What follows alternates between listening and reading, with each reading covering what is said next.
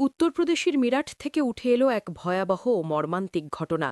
এক দলিত পরিবারের এক মহিলাকে নৃশংসভাবে খুন করা হয়েছে, আর ঘটনার পর থেকেই নিখোঁজ তার মেয়ে। অপহরণের অভিযোগ উঠলেও এখনও পর্যন্ত মূল অভিযুক্তরা অধরা। পুলিশের ভূমিকা নিয়ে প্রশ্ন বাড়ছে দিন দিন। পীড়িত পরিবারের অভিযোগ, ঘটনার পর থেকে পুলিশ কার্যত নীরব দর্শকের ভূমিকা পালন করছে। না রয়েছে দ্রুত তদন্ত, না রয়েছে অভিযুক্তদের গ্রেপ্তারে তৎপরতা।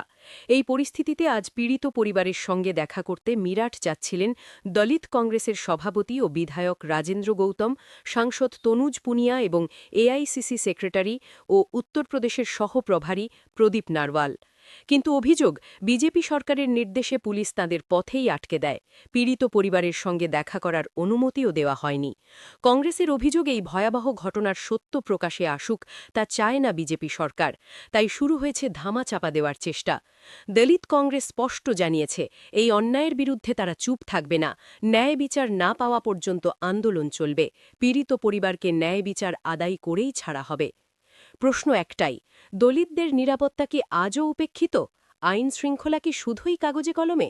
ঘটনার দিকে নজর রাখছে গোটা দেশ। সংবাদে পর্যন্ত ফিরছি অন্যান্য আপডেট নিয়ে।